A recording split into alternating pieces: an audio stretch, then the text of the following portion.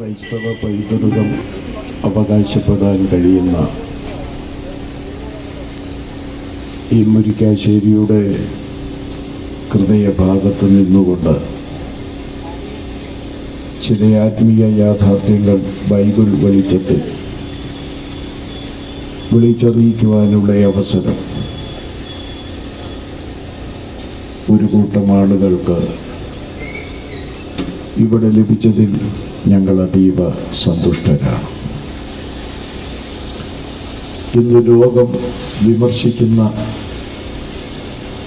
രണ്ട് യാഥാർത്ഥ്യങ്ങളുണ്ട്.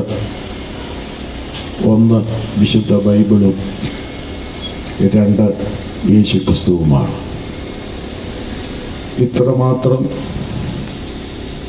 വിമർശനത്തിന് വിധേയമാകുന്ന മറ്റൊന്ന് ഈ ലോകത്തിലില്ല എന്നുള്ളത് വളരെ വ്യക്തമാകുന്ന വസ്തുതയാണ്. ഏറ്റവും കുറഞ്ഞത് കഴിഞ്ഞ 2000-ൽ പരം വർഷങ്ങളായി വിവിധ തുറകളിലുള്ള ആളുകൾ ബൈബിളിനെ വിമർശിക്കുന്നു, യേശുക്രിസ്തുവിനെ വിമർശിക്കുന്നു. വിമർശിക്കുന്നതിൻ്റെ പ്രധാനപ്പെട്ട കാരണം ബൈബിൾ സമാനതയില്ലാത്ത ഒരു ഗ്രന്ഥമാണ്. യേശുക്രിസ്തു സമാനതയില്ലാത്ത ഒരു വ്യക്തിത്വമാണ്.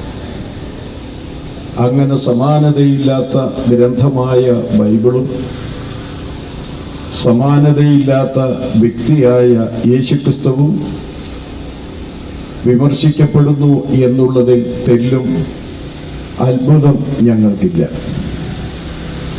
വിമർശിക്കപ്പെടുന്നത് തന്നെ ഇവ രണ്ടിൻ്റെയും നിസ്തുല്യതയെ വിളിച്ചു കൂട്ടുന്നതാണ്.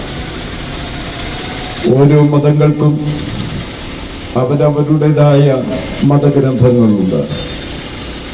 ഈ ആക്ഷഭാരതത്തിൻ്റെ മണ്ണിലുള്ള മതങ്ങൾ വളരെ വലുതാണ്.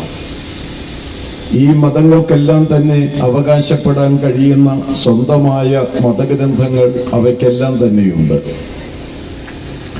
വിശുദ്ധ ബൈബിളിനെ ക്രൈസ്തവ മതത്തിൻ്റെ മതഗ്രന്ഥമായിട്ടാണ് അങ്ങനെയുള്ള തൽപര കക്ഷികൾ കാണുന്നത്.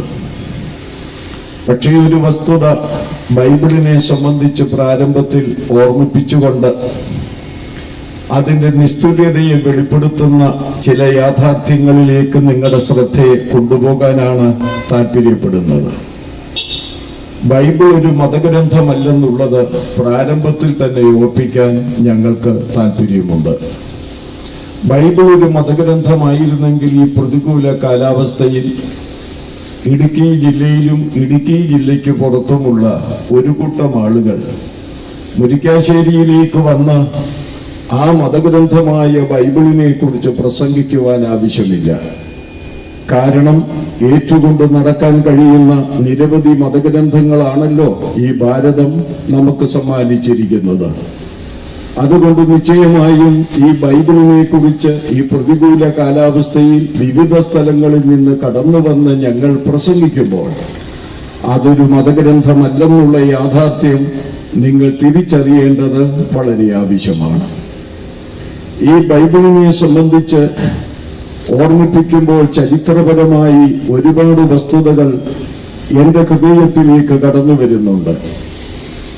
കുറെ കാലം മുൻപ്, അതായത് വളരെ ഏതാണ്ട് ഒരു നൂറ്റാണ്ടിന് മുൻപെങ്കിലും ജീവിച്ചിരുന്ന ഒരു ഫ്രഞ്ച് സാഹിത്യകാരൻ അദ്ദേഹം ബൈബിളിനെ സംബന്ധിച്ച് ഇങ്ങനെ പറഞ്ഞു.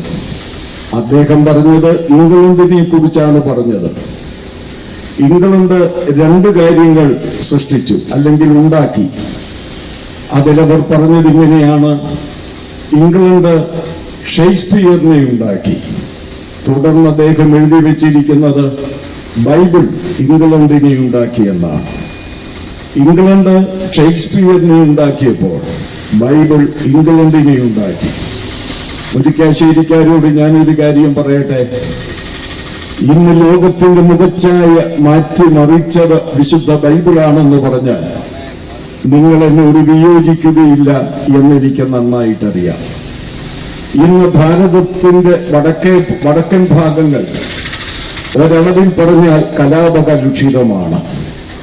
ക്രൈസ്തവരെ മുച്ചൂടും മുടിക്കണമെന്ന് ആവേശത്തോടുകൂടെ അരയും തലയും മുറുക്കി മുന്നോട്ട് വരുന്ന ബൈബിൾ വിരോധികൾ, ക്രൈസ്തവ മതവിരോധികൾ, സുവിശേഷ വിരോധികൾ ധാരാളമുണ്ട്. അവരവകാശപ്പെടുന്നത് ഈ ഹൈന്ദവ പാരമ്പര്യം എന്ന് പറയുന്നത് അത് നൂറ്റാണ്ടുകൾക്ക് മുമ്പ് ഉള്ളതാണ്. ഇവിടെ ക്രൈസ്തവ പൈതൃകത്തിന് ഒരു സ്ഥാനവുമില്ല എന്നുള്ളതാണ്. പക്ഷെ ഒന്ന് രണ്ട് കാര്യങ്ങൾ പറഞ്ഞുകൊണ്ട് ഞാൻ മുന്നോട്ട് പോകട്ടെ. ഈ ബൈബിളിന്റെ ഏറ്റവും വലിയ സ്വാധീനത ചെലുത്തിയ ഒരു രാജ്യമാണ് ഇന്ത്യ എന്ന് പറയുന്നത്. ഇന്ത്യയിലെ അന്ധവിശ്വാസങ്ങൾക്കും അനാചാരങ്ങൾക്കും ഒരു നീക്കം സംഭവിച്ചത് വിശുദ്ധ ബൈബിൾ ഇവിടെ വന്നതുകൊണ്ടാണ്. നിങ്ങളിൽ എത്ര പേർക്കറിയാം എന്ന് എനിക്കറിഞ്ഞുകൂടാ, ഇന്ന് രാഷ്ട്രഭാഷയായ ഹിന്ദി എല്ലാവരും സംസാരിക്കണമെന്നാണ് ഇവിടുത്തെ കേന്ദ്രമന്ത്രിമാര് അവകാശപ്പെടുന്നത്. മറ്റൊരു ഭാഷയും സംസാരിക്കരുത്, പ്രത്യേകിച്ച് ഇംഗ്ലീഷ് സംസാരിക്കരുത്, ഹിന്ദി സംസാരിക്കണം. അവരുടെ ചിന്ത ഹിന്ദി എന്ന് പറയുന്നത് ഏതാണ്ടൊരു ഹൈന്ദവ പാരമ്പര്യ ചൊറയുള്ള ഒരു ഭാഷയായിട്ടാണ്. വാസ്തവത്തിൽ ഒരു യാഥാർത്ഥ്യം മനസ്സിലാക്കണം. ഈ ഹിന്ദിക്ക് വാക്കുകളും ലിപികളും ഒക്കെ കൊടുത്ത് ഈ ഭാഷ ഉടലെടുത്തത് മിഷണറി വീരന്മാരുടെ ശ്രമം കൊണ്ടാണ്. ഇവിടെ വന്ന് സുവിശേഷം അറിയിക്കുന്നതിനും ബൈബിൾ പരിഭാഷ നടത്തേണ്ടതിനും അവര് കണ്ടുപിടിച്ച, അവര് വാസ്തവത്തിൽ പ്രയോഗിച്ച, അവര് എടുത്ത ഭാഷയാണ് ഹിന്ദി എന്ന് പറയുന്നത്. വാസ്തവത്തിൽ ചരിത്രത്തിന്റെ പിന്നാമ്പുറം പരിശോധിക്കുമ്പോഴാണ് അതൊക്കെ മനസ്സിലാക്കാനായിട്ട് കഴിയുന്നത്. അതുകൊണ്ട് ഞാൻ ഓർപ്പിച്ചതിന്റെ സാരം, ഇടുക്കി ഉൾപ്പെടെയുള്ള അനേക സ്ഥലങ്ങളിലെ ആദിവാസികൾക്ക് ഭാഷ കൊടുത്തത്, അവർക്ക് ലിപി ഉണ്ടാക്കി കൊടുത്തത് ഒക്കെ ഈ ബൈബിളിന്റെ അടിസ്ഥാനത്തിലാണ്. ബൈബിൾ പ്രസിദ്ധീകരിക്കേണ്ടതിനായി അവരവരുടേതായ ഭാഷകളിൽ, വാക്കുകളിൽ ആ ബൈബിള് ക്രമീകരിക്കപ്പെട്ടപ്പോൾ നിരവധി ഭാഷകൾ ഉടലെടുക്കുകയാണ് ചെയ്തത്. തന്നെയുമല്ല, വാസ്തവത്തില് പലപ്പോഴും പറയാൻ അറയ്ക്കുന്ന പല ആചാര അനുഷ്ഠാനങ്ങൾ കൊടികുത്തി വാണുകൊണ്ടിരുന്ന ഈ ഭാരതത്തിന്റെ മണ്ണിൽ അതൊക്കെ തുടച്ചു നീക്കപ്പെട്ടത് വിശുദ്ധ ബൈബിൾ നിമിത്തമാണ്. അതുകൊണ്ട് മുരിക്കാശ്ശേരിയിൽ എന്നെ കേട്ടുകൊണ്ടിരിക്കുന്നവരോടൊക്കെ പറയട്ടെ, ഞങ്ങൾ നെഞ്ചോട് ചേർത്ത് പിടിക്കുന്ന, ഞങ്ങളുടെ വീട്ടിൽ ഞങ്ങൾ വളരെ ബഹുമാന പുരസ്സരം ഉപയോഗിച്ചുകൊണ്ടിരിക്കുന്ന, ഞങ്ങളുടെ പ്രസംഗത്തിന് ആധാരമായിരിക്കുന്ന ഈ വിശുദ്ധ ബൈബിൾ എന്ന് പറയുന്നത് അതൊരു മതഗ്രന്ഥമല്ല, അത് ലോകത്തെ സ്വാധീനിക്കുന്ന, ലോകത്തെ രൂപാന്തരപ്പെടുത്തുന്ന പുസ്തകമാണ് വിശുദ്ധ ബൈബിൾ എന്ന് പറയുന്നത്. ബൈബിൾ എവിടെയെല്ലാം ചെന്നിട്ടുണ്ടോ അവിടെയൊക്കെ മാറ്റത്തിന്റെ മാറ്റൊലി ഉയർന്നിട്ടുണ്ടെന്നുള്ളത് ഞാനും നിങ്ങളും മനസ്സിലാക്കണം. ഇന്ന് നിങ്ങളോട് പ്രസംഗിക്കുന്ന ഞാനായിരുന്നാലും, ഇവിടെ എന്റെ കൂടെ നിൽക്കുന്ന ഇതര സഹോദരന്മാരായിരുന്നാലും, വളരെ മനോഹരമായ ഗാനാലാപനങ്ങൾ ഇവിടെ നടത്തിയ ഈ എന്റെ പ്രിയപ്പെട്ട സുഹൃത്തുക്കളായിരുന്നാലും, ഞങ്ങളുടെയൊക്കെ ജീവിതത്തിന്റെ പിന്നാമ്പുറം ഇങ്ങനെയൊന്നുമല്ലായിരുന്നുവെന്ന് പറയാൻ ഞങ്ങൾക്ക് താല്പര്യമുണ്ട്. പാപത്തിന്റെ മലിമസമായ ജീവിതത്തിലൂടെ ലക്ഷ്യബോധമില്ലാതെ ജീവിച്ചുകൊണ്ടിരുന്ന ഞങ്ങളുടെ ജീവിതത്തെ രൂപാന്തരപ്പെടുത്തിയത്, ഞങ്ങളുടെ ജീവിതത്തെ സ്വാധീനിച്ചത്, ഞങ്ങളുടെ ജീവിതത്തിന് അർത്ഥവും ലക്ഷ്യവും തന്നത്, ഞങ്ങളെ രൂപാന്തരപ്പെടുത്തിയത്, ഞങ്ങളുടെ കുടുംബങ്ങൾക്ക് ലക്ഷ്യബോധം നൽകിയത് എല്ലാം വിശുദ്ധ ബൈബിളാണെന്ന് പറയാൻ ഞങ്ങൾക്ക് വളരെ താല്പര്യമുണ്ട്. അതുകൊണ്ട് ബൈബിൾ എന്ന് പറയുന്നത് അതൊരു മതഗ്രന്ഥമല്ല, അത് സമാനതയില്ലാത്ത ഗ്രന്ഥമാണ്, അത് നിസ്തുല്യ ഗ്രന്ഥമാണ്.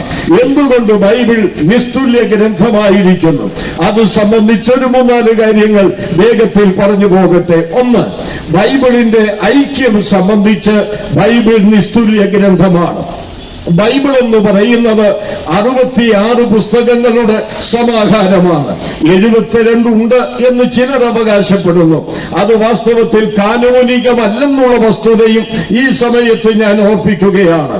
കാനോനികമായിരിക്കുന്ന 66 ഗ്രന്ഥങ്ങൾ മാത്രമേ എല്ലാവരും അംഗീകരിച്ചിട്ടുള്ളൂ.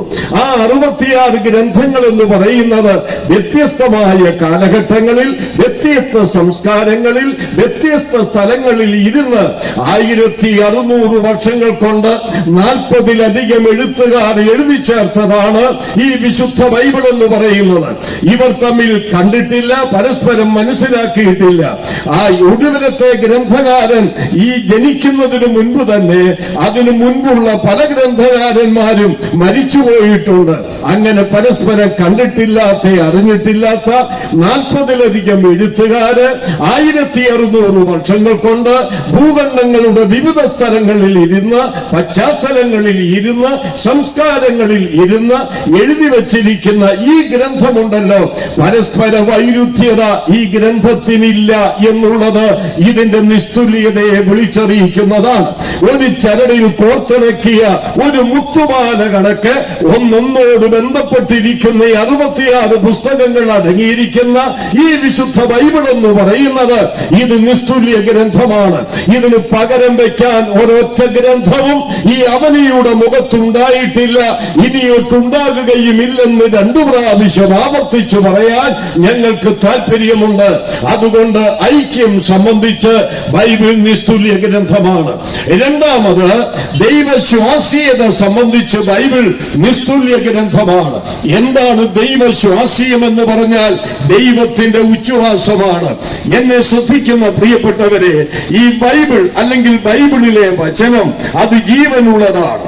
ജീവനുള്ള വചനം എന്ന് പറയുമ്പോൾ ഇതിനെങ്ങനെയാണ് ജീവൻ വെച്ചത്? ദൈവം നിശ്വസിച്ചപ്പോഴാണ്. അതിന് ഞാൻ നിങ്ങൾക്കൊരു ഉദാഹരണം പറയാം. ദൈവം ഈ സൃഷ്ടി നടത്തിയപ്പോൾ 6-ാം ദിവസം മണ്ണിൽ നിന്ന് തന്റെ കരാങ്കുലിയാൽ മനുഷ്യനെ മെനഞ്ഞെടുത്തു. അപ്പോൾ ജീവനറ്റ ഒരു ശരീരമായിട്ടാണ് ആ ഒന്നാം മനുഷ്യൻ കടന്നത്. പക്ഷേ അവിടെ എന്താ വായിക്കുന്നത്? ഈ മനുഷ്യന്റെ മൂക്കിലേക്ക്, ശരീരത്തിന്റെ മൂക്കിലേക്ക് ദൈവം ജീവശ്വാസം ഊതിയപ്പോൾ അത് ജീവനുള്ള ദേഹിയാക്കി മാറ്റി. അപ്പോൾ ദൈവത്തിന്റെ ഉച്ഛ്വാസം ജീവനില്ലാതിരുന്ന ശരീരത്തിൽ ജീവൻ പ്രവഹിച്ചു, വ്യാപരിച്ചു എന്ന് നാം മനസ്സിലാക്കുന്നത് പോലെ ഈ ബൈബിളിലെ വചനം അത് ജീവനുള്ളതായി തീരാൻ കാരണം ദൈവം അതിൽ ഉച്ഛ്വസിച്ചത് കൊണ്ടാണ്. അതുകൊണ്ടാണ് ബൈബിളിൽ എല്ലായിടത്തും പറയുന്നത് ഇത് ജീവനുള്ള വചനമാണ്. പത്രോസ്ലീഹ തന്റെ ലേഖനം, 1-ാം ലേഖനം 1-ാം അധ്യായം 23-ാം വാക്യത്തിൽ അത് സംബന്ധിച്ച് പറഞ്ഞിരിക്കുന്നത് ജീവനുള്ളതും നിലനിൽക്കുന്നതുമായ ദൈവത്തിന്റെ വചനമെന്നാണ്. ആകയാൽ എന്റെ വാത്സല്യ സഹോദരങ്ങളെ, ഇത് ദൈവത്തിന്റെ ഉച്ഛ്വാസമുള്ളതാണ്, ദൈവം നിശ്വസിച്ച വചനമാണ്. ഇതിന് തുല്യമായി മറ്റൊരു ഗ്രന്ഥമില്ലെന്ന് പറയാൻ ഞങ്ങൾക്ക് താല്പര്യമുണ്ട്. ബൈബിളിന്റെ നിസ്തുല്യതയെ വെളിപ്പെടുത്തുന്ന 3-ാമത്തെ കാര്യം ഇതിന്റെ പേര് സംബന്ധിച്ചാണ്.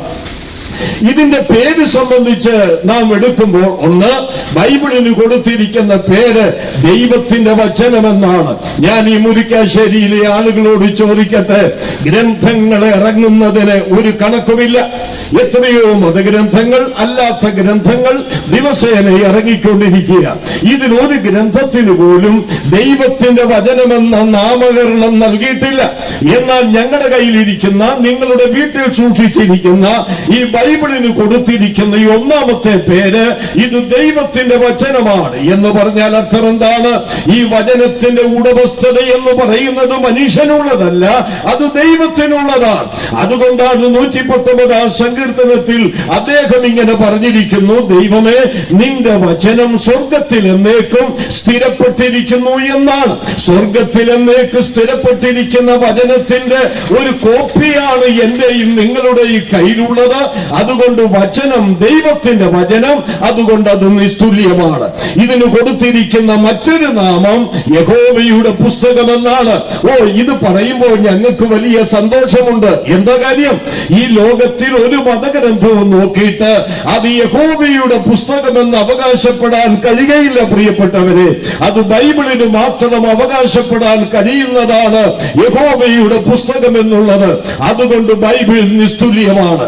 ബൈബിളിന് കൊടുത്തിരിക്കുന്ന മൂന്നാമത്തെ പേര് എന്ന് പറയുന്നത് അത് തിരുവെഴുത്ത് എന്നാണ്. തിരുവെന്ന വാക്കുകൊണ്ട് തന്നെ നമുക്കറിയാം അത് ദൈവത്തോട് ബന്ധപ്പെട്ടതാണ്. തിരുപാദാന്തികെ, തിരുസന്നിധി, തിരുചരണം, ഇതെല്ലാം ദൈവികമായിരിക്കുന്ന പദങ്ങളാണ്. അങ്ങനെയെങ്കിൽ തിരുവെഴുത്തെന്ന് പറയുമ്പോൾ അത് ദൈവത്തോട് ബന്ധപ്പെട്ടിരിക്കുന്നതാണ്.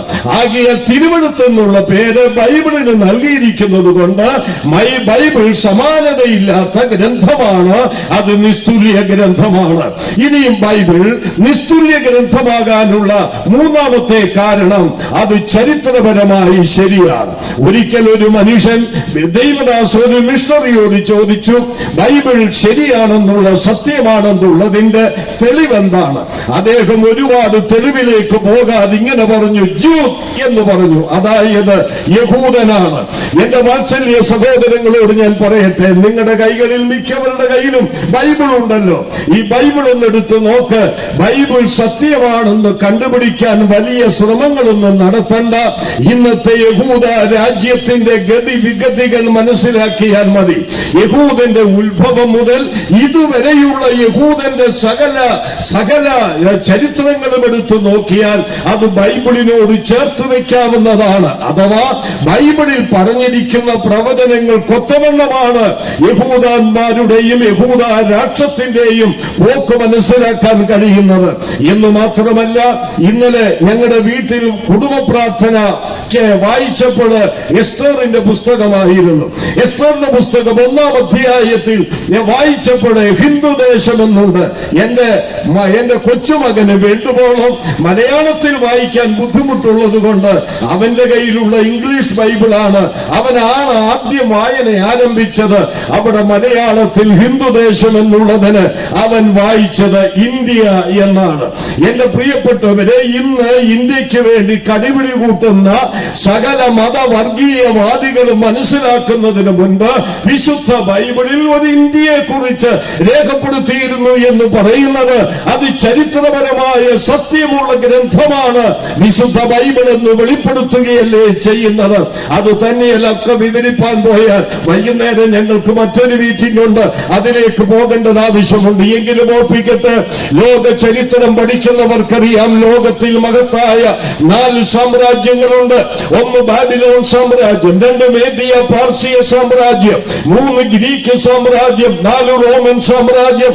ഈ സാമ്രാജ്യങ്ങളുടെ ആവിർഭാവത്തിന് മുൻപ് തന്നെ ഈ 4 സാമ്രാജ്യങ്ങളുടെ ആവിർഭാവത്തെ കുറിച്ചും അതിന്റെ വർദ്ധിതമായ അവസ്ഥയെക്കുറിച്ചും അതിന്റെ അവസാനത്തെ കുറിച്ചുമൊക്കെ ഈ ബൈബിളിൽ പ്രവചിച്ചു വെച്ചിട്ടുണ്ട്. ആ പ്രവചനങ്ങൾ കൊത്തവണ്ണം ഈ 4 സാമ്രാജ്യങ്ങളും ലോകത്തിലേക്ക് ആവിർഭവിക്കുകയും ദൈവത്തിന്റെ കടികാരത്തിന്റെ സമയമനുസരിച്ച് കാലയവനികയ്ക്കുള്ളിലേക്ക് തിരോധാനം ചെയ്യുകയും ചെയ്തു. അതെല്ലാം ഒരു ചരിത്ര സത്യമാണ്. അതൊക്കെ വിവരിപ്പാൻ പോയാൽ സമയം പോരാ. അതുകൊണ്ട് ബൈബിൾ ചരിത്രപരമായി നിസ്തുല്യ ഗ്രന്ഥമാണ്. 4ാമത്, ബൈബിൾ നിസ്തുല്യ ഗ്രന്ഥമാകാനുള്ള കാരണം ബൈബിളിൽ ശാസ്ത്രീയ സത്യങ്ങളുണ്ട്. ഞാനൊരു വസ്തുത പറയട്ടെ. ഇന്നത്തെ കുറെ ആളുകൾ പറയുന്നത് ഈ ശാസ്ത്ര യുഗത്തിൽ ബൈബിൾ വിശ്വസനീയമല്ല. ആര് പറഞ്ഞത്? ആര് പറഞ്ഞു? ഈ ശാസ്ത്രം പുതിയ കണ്ടുപിടുത്തങ്ങൾ മനസ്സിലാക്കുന്നതിന് മുൻപ് തന്നെ ഈ വിശുദ്ധ ബൈബിളിൽ ഇന്ന് കണ്ടുപിടിച്ചിരിക്കുന്ന യാഥാർത്ഥ്യങ്ങളെ കുറിച്ച് മുൻകൂട്ടി രേഖപ്പെടുത്തുകയുണ്ടായി. അതിലൊരു 1-2 ഉദാഹരണങ്ങൾ മാത്രം ഞാൻ നിങ്ങളോട് പറയാൻ ആഗ്രഹിക്കുന്നു. നിങ്ങൾക്കൊക്കെ അറിയാം, ഈ ഭൂമി ഉരുണ്ടതാണെന്ന് പറഞ്ഞാൽ ഏതാണ്ട് ഒരു അണ്ഡാകൃതിയിലാണ്. തികച്ചു ഉരുണ്ടതല്ല, ഉരുണ്ടതാണ്. അതിനൊരു അണ്ഡാകൃതിയാണ് ഇതിനുള്ളത്. ഈ അണ്ഡാകൃതിയിലുള്ള ഈ ഭൂമിയെ കുറിച്ച് ആദ്യമൊക്കെ വിചാരിച്ചിരുന്നത് ഇത് പരന്നതാണെന്ന് പഠിച്ചുപോയ ആളുകൾ കുറെ കഴിഞ്ഞപ്പോൾ ഗലീലയുടെ കാലത്തായിരുന്നപ്പോൾ അത് ഉരുണ്ടതാണെന്ന് കണ്ടുപിടിച്ചു. അണ്ഡാകൃതിയിലാണെന്ന് ഗലീലയോ പറഞ്ഞു. ഇന്ന് വൈകുന്നേരം എന്നെ കേൾക്കുന്നവർ ഓർക്കണം, അന്നത്തെ മതം ഏത് മതമാണെന്ന് ഞാന് ഇത് മുരിക്കാശ്ശേരിയിൽ നിന്ന് പറയുന്നില്ല, കാരണം അതിന് പറ്റിയ ഒരു സാഹചര്യമല്ല.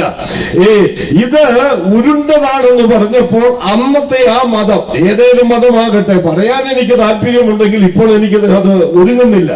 ആ മതമുണ്ടല്ലോ, ഇദ്ദേഹത്തെ പിടിച്ച് ജയിലിലടച്ചു. എന്തിനാ ജയിലിലടച്ചത്? ഇവൻ പറഞ്ഞത് ശുദ്ധമോക്ഷത്വമാണ്, ഭൂമി പരന്നാണിരിക്കുന്നത്. അങ്ങനെ ഗലീലിയോ അകത്തായി ഒടുവിൽ കൊല്ലപ്പെടുമെന്നുള്ള അവസ്ഥയിലേക്ക് വന്നപ്പോൾ അദ്ദേഹത്തെ വിളിച്ചിട്ട് ഇങ്ങനെ പറഞ്ഞു, നിനക്കൊരു ചാൻസ് ഉണ്ട്, ഭൂമി പരന്നതാണെന്ന് പറഞ്ഞാൽ നിനക്ക് ശിക്ഷയിൽ നിന്ന് ഒഴിവാകാം. ജീവനിൽ കൊതിയുള്ള ഈ ഗലീലിയോ അത് പറഞ്ഞു, ഭൂമി പരന്നതാണ്. അങ്ങനെ അദ്ദേഹം ജയിലിൽ നിന്ന് വിടുവിക്കപ്പെട്ടു. ചരിത്രം പറയുന്നത് ഇങ്ങനെയാണ്, പോകുന്ന വഴിയിൽ ഗലീലിയോ ഇങ്ങനെ മർമറിങ് നടത്തി ചെറുപുറത്തുകൊണ്ട് ഇങ്ങനെ പറഞ്ഞു, അല്ലേലും ഭൂമി ഉരുണ്ടതാണ് എന്ന്. മുരിക്കാശ്ശേരിയിൽ വിവിധ സ്ഥലങ്ങളിൽ വിവിധ കടകളിലൊക്കെ ഇരിക്കുന്ന ആളുകളോട് ഞാൻ പറയട്ടെ, ശാസ്ത്രത്തിന് തെറ്റുപറ്റുമ്പോൾ ബൈബിളിന് തെറ്റുപറ്റുകയില്ല. അങ്ങനെ ഒത്തിരി കാര്യങ്ങൾ പറയാനുണ്ട്, വിവരിക്കുന്നില്ല. എന്റെ ഭാഷയിൽ പറഞ്ഞാൽ ശാസ്ത്രത്തെ ഒരു കൊച്ചുകുട്ടിയെ പോലെ കൈക്ക് പിടിച്ച് പുതിയ കണ്ടുപിടുത്തത്തിന്റെ മേഖലകളിലേക്ക് കൊണ്ടുവരുന്നതാണ് ഈ വിശുദ്ധ ബൈബിൾ എന്ന് പറയുന്നത്. അതുകൊണ്ട് ബൈബിൾ നിസ്തുല്യമാണ്. ഏറ്റവും ഒടുവിൽ ബൈബിൾ നിസ്തുല്യമാണെന്ന് പറയാനുള്ള കാരണം ഇത് സത്യവചനമാണ്. ഈ വിശുദ്ധ ബൈബിളിൽ എഫേസ്യർക്ക് എഴുതിയ ലേഖനം 1-ാം അധ്യായം 14-ാം വാക്യത്തിൽ അപ്പോസ്തലനായ പൗലോസ് പറയുന്നത് ഇങ്ങനെയാണ്, സുവിശേഷമെന്ന ദൈവത്തിന്റെ വചനം. കൊലോസ്യ ലേഖനം 1-ാം അധ്യായം 3-ാം വാക്യത്തിലും പൗലോസ് അപ്പോസ്തലൻ പറയുന്നുണ്ട്, സുവിശേഷമെന്ന സത്യവചനം. യോഹന്നാന്റെ സുവിശേഷം 17-ാം അധ്യായം 17-ാം വാക്യത്തിൽ യേശുക്രിസ്തു പിതാവിനോട് കഴിക്കുന്ന പ്രാർത്ഥനയിൽ ഇങ്ങനെ പറഞ്ഞു, സത്യത്താൽ അവരെ ശുദ്ധീകരിക്കണമേ, നിന്റെ വചനം സത്യമാകുന്നു. ആകിയാൽ മുരിക്കാശ്ശേരിയിൽ എന്നെ കേൾക്കുന്ന പ്രിയപ്പെട്ടവരെ, ബൈബിൾ സത്യവചനമാണ്. വോൾട്ടയർ ഒരിക്കൽ പറഞ്ഞു, അടുത്ത 100 വർഷത്തിനുള്ളിൽ ബൈബിളിന്റെ ഒരു പ്രതി പോലും ലോകത്തിൽ എടുക്കാനില്ലാതെ അത് മാറ്റപ്പെടുമെന്ന്. സംഭവിച്ചത് നമുക്കറിയാം. 100 വർഷത്തിനുള്ളിൽ വോൾട്ടയർ മാറിപ്പോയി. എന്നാൽ കഴിഞ്ഞ നൂറ്റാണ്ടുകളായി വിജയത്തിന്റെ മന്നിക്കൊടി പറപ്പിച്ചുകൊണ്ട് ലോക രാജ്യങ്ങളെ കീഴ്പ്പെടുത്തിക്കൊണ്ട് ലോക രാജ്യങ്ങളെ സ്വാധീനിച്ചുകൊണ്ട് മനുഷ്യവർഗത്തെ സ്വാധീനിച്ചുകൊണ്ട് ഇന്നും പ്രവർത്തനം തുടരുന്ന ഏക ഗ്രന്ഥമുണ്ടെങ്കിൽ ഞങ്ങൾ പ്രസംഗിക്കുന്ന ഈ വിശുദ്ധ ബൈബിളാണ്. ആകിയാൽ എന്നെ കേൾക്കുന്ന പ്രിയപ്പെട്ടവരെ, ബൈബിൾ അത് വിമർശിക്കപ്പെടുന്നതോറും അതിന്റെ നിസ്തുല്യത വർദ്ധിച്ചുകൊണ്ടിരിക്കുകയാണ്, അതിന്റെ മാറ്റ് വർദ്ധിച്ചുകൊണ്ടിരിക്കുകയാണ് എന്ന് പറഞ്ഞ് ഞാൻ ആ ഭാഗം വിടുകയാണ്. രണ്ടാമത്, ലോകം വിമർശിക്കുന്ന മറ്റൊന്ന് യേശുക്രിസ്തുവാണ്. ബൈബിളിനെ വിമർശിക്കുന്നത് പോലെ തന്നെ ലോകം ക്രിസ്തുവിനെ വിമർശിക്കുകയാണ്. ഇതിന് മാത്രം വിമർശിക്കപ്പെടുന്ന മറ്റൊരു വ്യക്തി ഈ ഭൂമിയിലില്ല. യേശുക്രിസ്തുവിനെ എന്തുകൊണ്ട് വിമർശിക്കുന്നു? ബൈബിളിനെ കുറിച്ച് പറഞ്ഞതുപോലെ തന്നെ ഞാൻ ഇതും പറയട്ടെ, സമാനതയില്ലാത്ത വ്യക്തിയായതുകൊണ്ട്. സമാനതയില്ലാത്ത വ്യക്തിയായതുകൊണ്ടാണ് യേശുക്രിസ്തുവിനെ വിമർശിക്കുന്നത്. യേശുക്രിസ്തു നിസ്തുല്യനായിരുന്നു. വേറെ ആരെയും യേശുവിനോട് ഉപമിക്കാൻ പറ്റുകയില്ല, യേശുവിനോട് സമം വയ്ക്കുവാൻ പറ്റുകയില്ല. യേശു അവരെക്കാളൊക്കെ നിസ്തുല്യനാണ്. ആരെയൊക്കെ പിടിച്ചു നിർത്തുന്നുവോ അവരെക്കാൾ പൊക്കമുള്ളവനാണ് ഞങ്ങളിവിടെ പ്രസംഗിക്കുന്ന കർത്താവായ യേശുക്രിസ്തു. എന്താണ് ക്രിസ്തുവിന്റെ നിസ്തുല്യത എന്ന് പറയുന്നത്? ഞാനൊരു കാര്യം പറയട്ടെ, ബൈബിളിനെ പോലെ തന്നെ ഈ ലോകത്തെ സ്വാധീനിച്ചിട്ടുള്ള വ്യക്തിത്വം അത് കർത്താവായ യേശുക്രിസ്തുവാണ്. യേശുക്രിസ്തു ലോകത്തെ സ്വാധീനിച്ചിട്ടുള്ളതുപോലെ മറ്റൊരു വ്യക്തിയും ലോകത്തെ സ്വാധീനിച്ചിട്ടില്ലെന്നുള്ളത് ഞാനും നിങ്ങളും ഓർക്കണം. മധുരം നിൻ ജീവിതമെന്ന ഒരു ഗ്രന്ഥമുണ്ട്. അത് ആലപ്പുഴയിൽ ജീവിച്ചിരുന്ന KP അപ്പൻ എഴുതിയ ഒരു പുസ്തകമാണ് മധുരം നിൻ ജീവിതം. അദ്ദേഹം അതിൽ യേശുക്രിസ്തുവിനെ കുറിച്ച് പറഞ്ഞിരിക്കുന്നത് എന്താണെന്നറിയാമോ? ഭൂമിയുടെ അതിരുകളെ അവകാശമാക്കിയവരാണ് നസ്രേത്തുകാരനെന്ന് മുരിക്കാശ്ശേരിയിലെ ജനം മനസ്സിലാക്കണം. ഞങ്ങൾ ഇവിടെ വന്ന് പ്രസംഗിക്കുന്നത് കേവലം ആകാശത്തോട് മുഷ്ടിയുദ്ധം നടത്തുന്നവരായിട്ടല്ല, യാഥാർത്ഥ്യങ്ങളാണ് വിളിച്ചു പറയുന്നത്.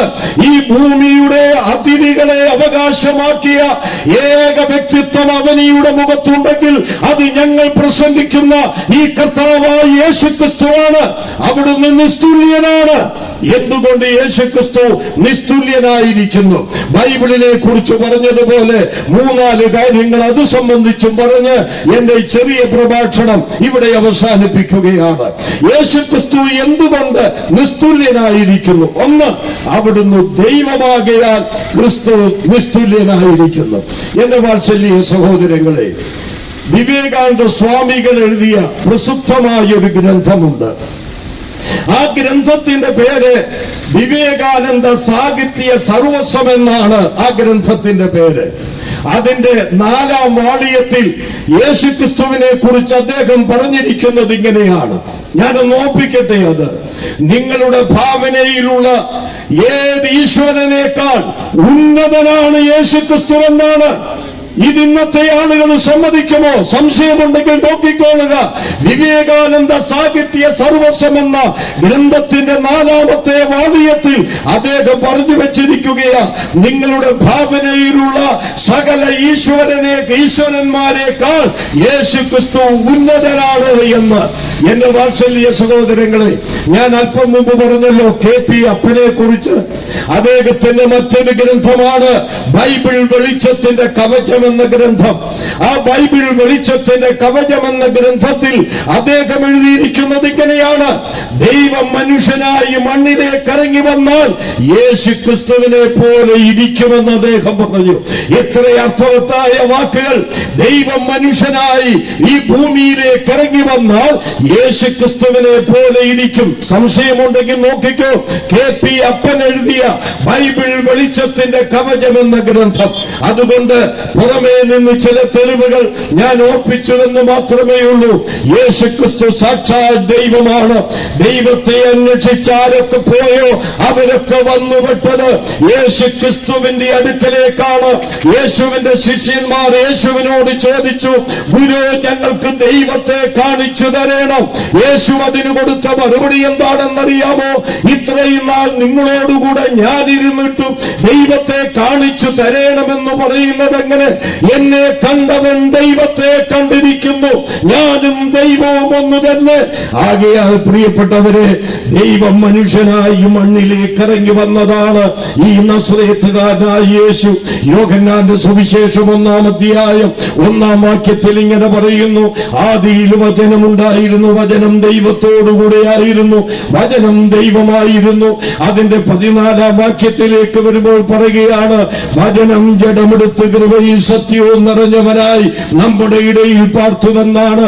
വചനം ജഡമെടുത്തു, ലോഗോസ് ജഡമെടുത്തു. അതാണ് കർത്താവായ യേശുക്രിസ്തു. യേശുക്രിസ്തുവിനെ കുറിച്ചുടനീളം ബൈബിൾ ദൈവമെന്ന് പറയുന്നു. റോമാലേഖനം 9-ാം അധ്യായം 5-ാം വാക്യത്തിൽ പൗലോസ്ലീഹ പറയുന്നു, അവിടുന്ന് സർവ്വത്തിനും മീതെ ദൈവം. അതേ പൗലോസ്ലീഹ തീത്തോസിന്റെ ലേഖനം 2-ാം അധ്യായം 12-ാം വാക്യത്തിൽ പറയുന്നു, അവിടുന്ന് മഹാദൈവം. യേശുവിന്റെ നെഞ്ചോട് ചാഞ്ഞിരുന്ന യോഹന്നാൻ അപ്പോസ്തലൻ തന്റെ 1-ാം ലേഖനം 5-ാം അധ്യായം 20-ാം വാക്യത്തിൽ എഴുതി വെച്ചു. എന്ത്? അവിടുന്ന് സത്യദൈവമാണ്. യെസ്, അവിടുന്ന് സർവ്വത്തിനും മീതെ ദൈവം, അവിടുന്ന് മഹാദൈവം, അവിടുന്ന് സത്യദൈവം. അതുകൊണ്ട് വാത്സല്യ സഹോദരങ്ങളെ, സമാനതയില്ലാത്ത വ്യക്തിത്വമാണ് കർത്താവായ യേശു. അവിടുന്ന് നിസ്തുല്യനാണ്. അതിന്റെ 1-ാമത്തെ കാരണം അവിടുന്ന് ദൈവമാണ്. 2-ാമത് യേശു നിസ്തുല്യനാകാൻ കാരണം അവിടുന്ന് രക്ഷിതാവാണ്. ഞങ്ങളുടെ കയ്യിൽ, നിങ്ങളുടെ കയ്യിലൊക്കെ ഇരിക്കുന്ന ബൈബിളിൽ ഞാൻ ഓർപ്പിച്ചതുപോലെ തീത്തോസിന്റെ ലേഖനം 2-ാം അധ്യായത്തിൽ പൗലോസ് അപ്പോസ്തലൻ പറയുകയാണ്, മഹാദൈവവും നമ്മുടെ രക്ഷിതാവും. അപ്പോൾ യേശുക്രിസ്തു രക്ഷിതാവ്, നമ്മുടെ രക്ഷിതാവ്.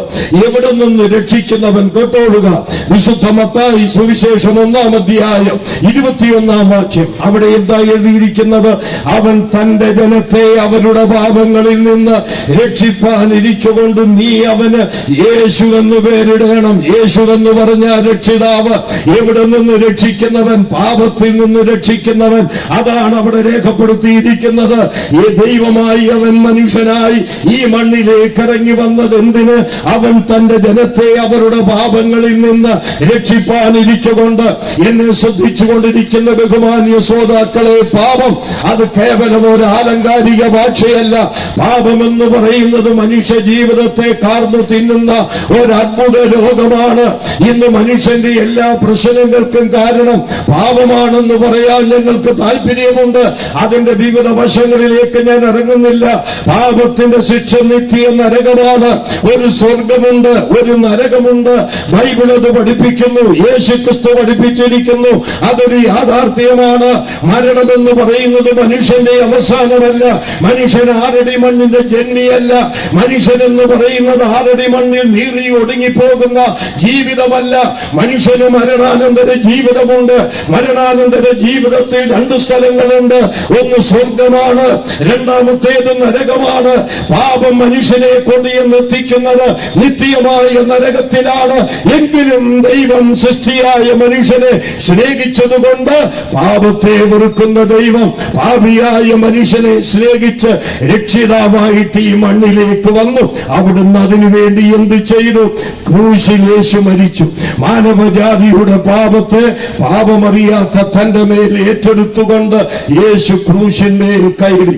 ഇന്നേക്ക് 21 നൂറ്റാണ്ടുകൾക്ക് മുൻപ് യേശു നമ്മുടെ പാപത്തിന്റെ പരിഹാരത്തിന് വേണ്ടി ക്രൂശിൽ മരിക്കുകയുണ്ടായി. യേശുവിനെ കുറിച്ച് എന്താ പറയുന്നതെന്നറിയാമോ? 1, അവിടുന്ന് പാപമറിയാത്തവൻ. 2, അവിടുന്ന് പാപമില്ലാത്തവൻ. 3, അവിടുന്ന് പാപം ചെയ്യാത്തവൻ. ഇങ്ങനെ ആരാ ലോകത്തുള്ളത്? പാപമറിയാത്തവൻ, പാപമില്ലാത്തവൻ, പാപം ചെയ്യാത്തവൻ. ആ യേശുക്രിസ്തു നമ്മുടെയൊക്കെ പാപത്തെ ചുമന്നുകൊണ്ട് മുരിക്കാശ്ശേരിയിലുള്ള സകല ആളുകളുടെയും പാപങ്ങളെ ചുമന്നുകൊണ്ട് ക്രൂശിന്മേൽ കയറി.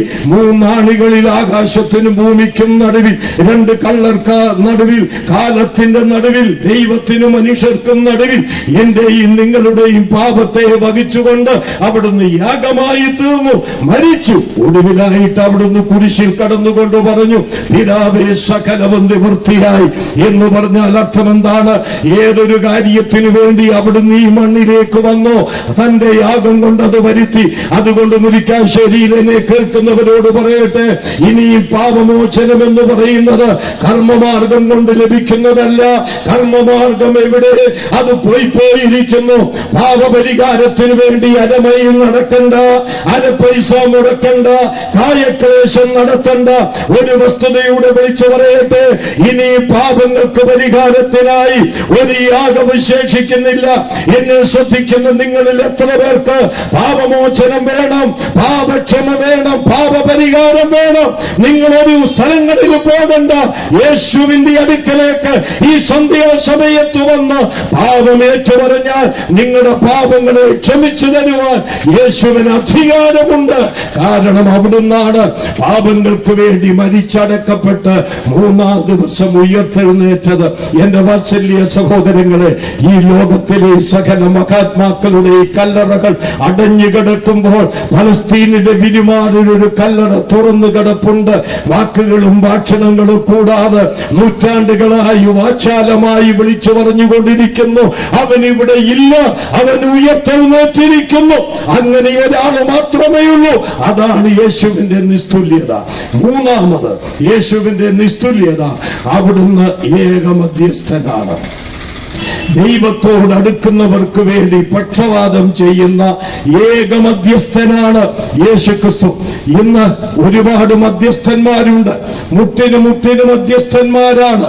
എന്നാൽ ഇവിടെ മധ്യസ്ഥന്മാരുടെ പുറകെ പോകുന്നവരോട് ഞങ്ങൾ വിളിച്ചു പറയുക, തിമോഥെയോസിന്റെ 1-ാം ലേഖനം നിങ്ങൾ വായിക്കണം.